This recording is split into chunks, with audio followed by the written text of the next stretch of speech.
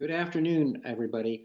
This little talk is essentially part two of a two-part talk about gold and other metals.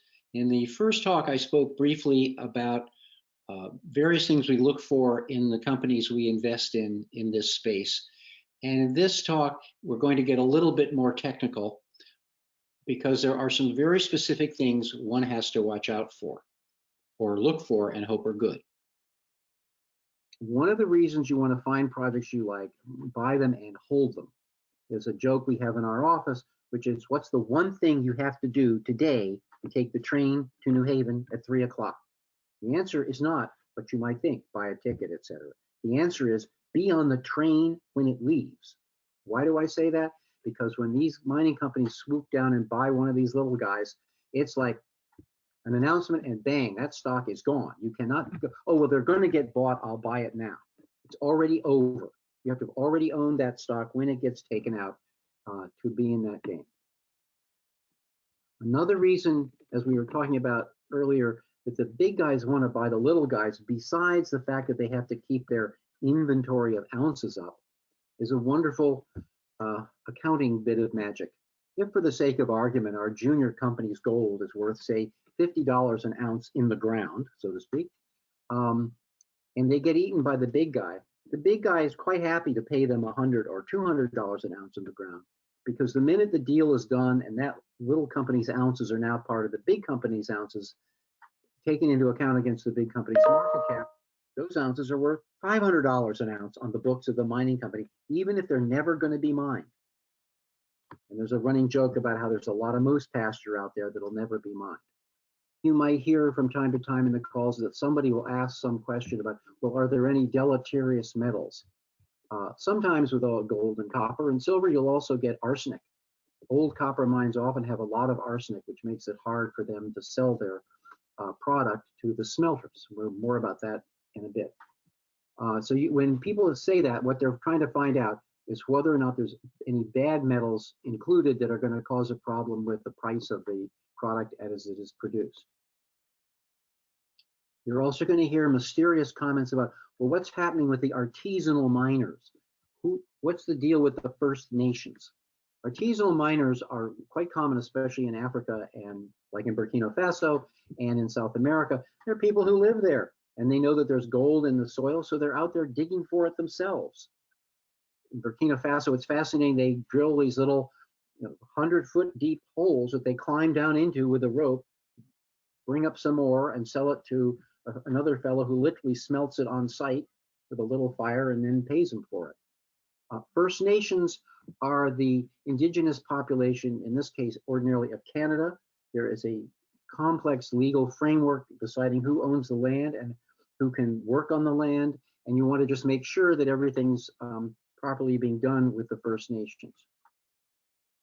Another thing you want to also hear about is that, for the sake of argument, the firm is doing good things from a societal point of view in the area, that they're building housing, that there's maybe they built a hospital or something like that. There's a running joke that in Minnesota, every single town has a hockey rink that was funded by a local mining company. Another interesting comment you'll hear about is something called closeology. Closeology means our mine is right close to another famous one. That is derived from the fact that there's an old mining expression that says that the best place for a new mine is on top of an old mine. And there is some value to that. If you go to Mexico and look around some of the old mining sites, you'll discover that the Spanish, when they were there 400 years ago, mined what they could see. So if they saw a vein of silver in the side of a hill, you'll see a hill today with a slot cut in it, where they mined all that they could down to the water level because they had no way to go below the level of the water, none of the pumps we have today. But if you mine in that area, you are probably liable to find more metal because they were unable to get it all and or process it all. Today's processing allows them to process a much lower grade ore. Another thing you're going to hear about is the cutoff grade. You got to really watch out for this one. Cutoff grade basically is, well, if we had, for the sake of argument, an open pit mine, we would mine it down to where the ore reaches a certain grade, say 2% copper or 2% gold. That's all well and good, but then when the price of gold goes up, they can decide, oh well, we can lower our cutoff grade to maybe 1.5, and voila, the minute they do that, they now have vastly more ounces to produce than they had before, or so they say, and it sounds great. And they don't then cut it back when the price of gold goes down again. So that's one of the things we have to keep an eye on.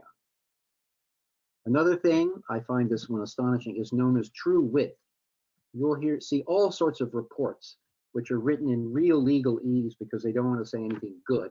But basically they'll say that, oh, well, they found, on their drilling, they found a stretch of material that is 5% gold and 15 meters wide. Well, that's great if it's really 15 meters wide. And why do I say that?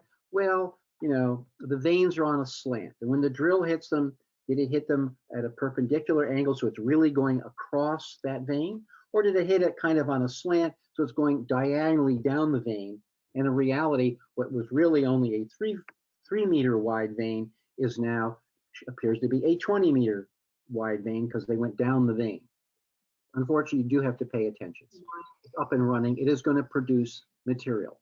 Ordinarily, the material that a gold or silver mine produces comes out either as what's known as concentrate or doré bars. Concentrate is, if you will, ground up material that's been treated ordinarily with a lot of chemicals. It then gets to a certain percentage of metal, goes literally in big sacks that are carted away and shipped off to a smelter where they are then processed. And the mining company is then paid at a later date for the material that the smelter managed to process. There's a very complicated formula on how they do that, so we won't go into that here. One of the things about concentrate, though, is that basically the miner ships his material off to the smelter processes it and pays him, as I said. But there have been instances where during the processing period, the foreign exchange rates went one way and the mining metals prices went another way, and people got a bill, in one case that I'm aware of, for $19 million instead of a big check for $19 million.